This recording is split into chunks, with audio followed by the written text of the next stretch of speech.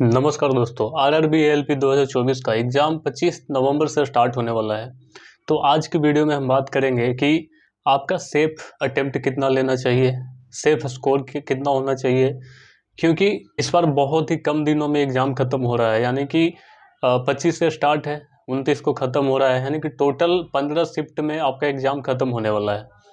तो इस बार नॉर्मलाइजेशन पे ज़्यादा भरोसा नहीं करना चाहिए, क्योंकि नॉर्मलाइजेशन में आपका मार्क्स घटता भी है, बढ़ता भी है। वो आपके शिफ्ट के अकॉर्डिंग डिपेंड करता है। तो आपको कितना अटेम्प्ट रहना चाहिए, कितना एक्यूरेसी आपका होना चाहिए, इस बात पे चर्चा करेंगे। तो दोस्तों, अगर बात करें टोटल क्वेश्चन का, तो टोटल क्वेश्चन आपका 75 पूछा जाएगा। समय आपको 1 घंटा का मिलेगा, जिसमें आपको अगर कैलकुलेट किया जाए तो एक क्वेश्चन पे लगभग 20 से 30 सेकंड का समय ही मिलने वाला है आपको। लेकिन सबसे ज़्यादा समय मैथ और रीजनिंग को सॉल्व करने में लगता है। जीके जीएस तो सॉल्व करने में समय नहीं लगता है, क्योंकि अगर उसका आंसर याद है आपको तो टिक आउट कीजिएगा, नहीं तो आगे बढ़िएगा। उसमें ज़्यादा से ज़्यादा आपके 5 से 10 सेकंड लगेगा पढ़ने में।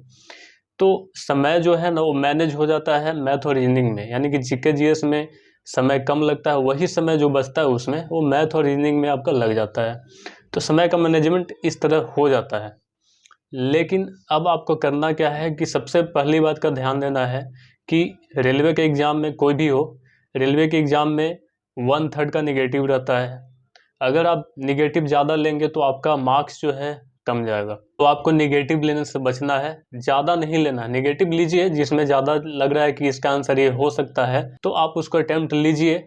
लेकिन ऐसा नहीं है कि मतलब तुक्का लगाते जाएं, जो क्वेश्चन अटेम्प्ट नहीं लिए उसका तुक्का लगा दें। नहीं, ऐसा नहीं करना। आपको निगेटिव से बचना है, रॉ मार्क्स आपको बढ़ाना है, तो निगेटिव से आपको बचना पड़ेगा। दूसरी चीज़ की सेफ अटेम्प्ट की बात करें तो अगर आप ओबीसी कैटेगरी से बिलोंग करते हैं तो आपको 40 से 45 नंबर लाना ही पड़ेगा सिलेक्शन के लिए, क्योंकि CBT 1 जो है क्वालिफाइड नेचर का है। इसका मार्क्स जो है आपको मेरिट लिस्ट में ऐड नहीं होगा। आपका जो मेरिट है वो CBT 2 पे बनता है, 1 पे नहीं बनता है।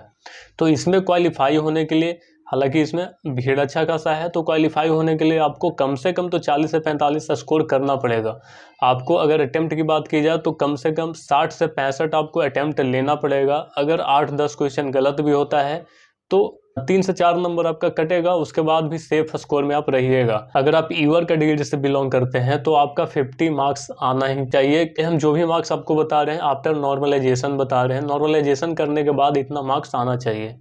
तो इसके लिए आपको सेफ अटेम्प्ट लेना ही पड़ेगा, जो कि अभी बताएं 60 से 65। अगर 60 अटेम्प्ट भी लेते हैं, उसमें 8 से 10 क्वेश्चन भी गलत होता है, तो आप 3 से 4 माइनस कीजिए तो आपका 47 के आसपास मार्क्स आ जाएगा, जो कि आपका सेफ स्कोर रहेगा। और अगर एक्यूरेसी की बात करें तो एक्यूरेसी तब बढ़ता है जब आप कोई भी क्वेश्चन को कम समय में सोल्व करते हैं। जब कम समय में सोल्व कीजिएगा तब आपका एक्यूरेसी ऊपर जाएगा। लेकिन सबसे ज़्यादा ध्यान देना है आपको निगेटिव पे। निगेटिव आपका 8 से 10 मैक्सिमम होना चाहिए, इससे ज़्यादा निगेटिव नहीं होना चाहिए, नहीं तो आपका स्कोर कम जाएगा तो फिर आप क्वालिफाई नहीं कर पाएंगे। अगर आपका नॉर्मलाइजेशन में मार्क्स कम जाता है तो फिर आपको दिक्कत हो जाएगा। बढ़ गया तब तो ठीक है लकीली, लेकिन अगर कम गया नॉर्मलाइजेशन में मार्क्स आपका तो फिर दिक्कत हो जाएगा। तो इसलिए आप जो भी सोल्व करें वो सेफ स्कोर में होना चाहिए, सेफ अटेम्प्ट में होना चाहिए। बाकी आप रिवीजन पे ध्यान दीजिए, शॉर्ट रिवीजन जितना हो सके उतना कीजिए, फार्मूला को रटिए, जितना आप रट सकते हैं उतना फार्मूला को रटिए। यही आपके पास विकल्प है। अब ज़्यादा कुछ पढ़ने से आपको कोई फायदा नहीं है।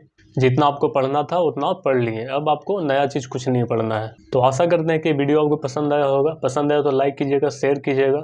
मिलते हैं अगले वीडियो में। धन्यवाद।